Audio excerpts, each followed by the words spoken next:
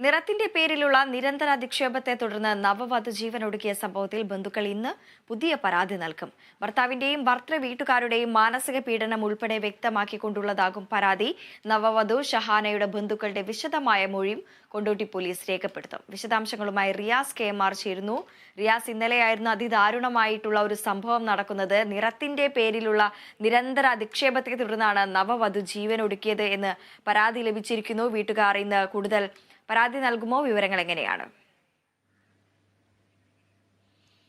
വൃന്ദ, തീർച്ചയായും ഇന്നാണ് മലപ്പുറം കൊണ്ടോട്ടിയിൽ ഇന്നലെ ജീവനൊടുക്കിയ പെൺകുട്ടി 19 വയസ്സുള്ള ഷഹാന മുംതാസിന്റെ ഖബറടക്കം നടക്കുന്നത്.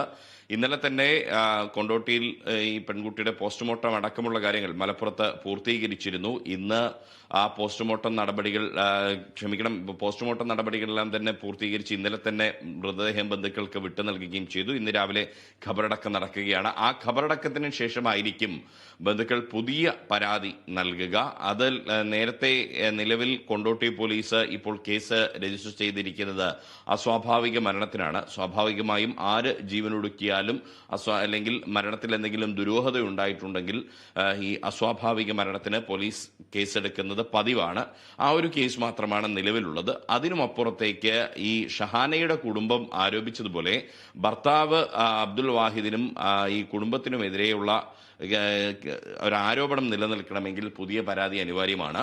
അതുകൊണ്ട് തന്നെ ഇന്ന് ഭർത്താവിനും ഭർത്തൃ വീട്ടുകാർക്കുമെതിരെയുള്ള കാര്യങ്ങളൊക്കെ ഉൾക്കൊള്ളിച്ചുള്ള വിശദമായ പരാതി ഇന്ന് ഷഹാനയുടെ കുടുംബം നൽകും. അത് ഈ ഖബറടക്കത്തിന് ശേഷമായിരിക്കും എന്നുള്ളതാണ് നമുക്ക് അറിയാൻ കഴിയുന്നത്.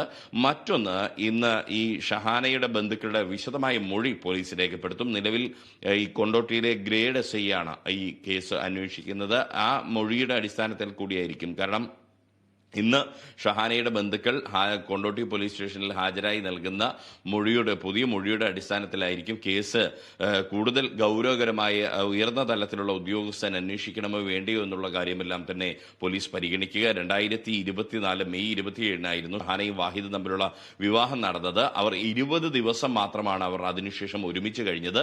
അത് കഴിഞ്ഞ് നേരെ വാഹിദ് വിദേശത്തേക്ക് ജോലി ആവശ്യാർത്ഥം പോകുന്നുണ്ട്. പിന്നീട് ഈ ഷഹാനയെ ഈ ഭർത്തൃ വീട്ടുകാർ അവരുടെ വീട്ടിലേക്ക് കൂട്ടിക്കൊണ്ടുപോകാൻ തയ്യാറായിരുന്നില്ല, മൊറയൂരിലേക്ക് കൂട്ടിക്കൊണ്ടുപോകാൻ തയ്യാറായിരുന്നില്ല. മറിച്ച് ഷഹാന കൊണ്ടോട്ടിയിലെ വീട്ടിൽ തന്നെ നിൽക്കുന്ന ഒരു സാഹചര്യമായിരുന്നു ഉണ്ടായിരുന്നത്. നന്നായി പഠിക്കുന്ന ഒരു കുട്ടിയായിരുന്നു, ബിരുദ വിദ്യാർത്ഥിനിയാണ് ഷഹാന. പക്ഷേ ഷഹാനയെ സംബന്ധിച്ച് അടുത്ത കാലത്തായി പഠനത്തിൽ ശ്രദ്ധ കുറയുന്നത് വിദ്യാർത്ഥികളും മറ്റുള്ളവരും ശ്രദ്ധിച്ചിരുന്നു എന്നുള്ളത് ഈ ഷഹാനയുടെ ബന്ധുക്കൾ പറയുന്നുണ്ട്. അങ്ങനെ പരിശോധിച്ചപ്പോഴാണ് ഭർത്താവ് നിരന്തരമായി നിറം കുറഞ്ഞു പോയെന്നും നിനക്ക് ഇംഗ്ലീഷ് അറിയില്ലെന്നും ഒക്കെ പറഞ്ഞ് നിരന്തരമായ അധിക്ഷേപം തുടരുന്നു, മാനസിക പീഡനം തുടരുന്നു.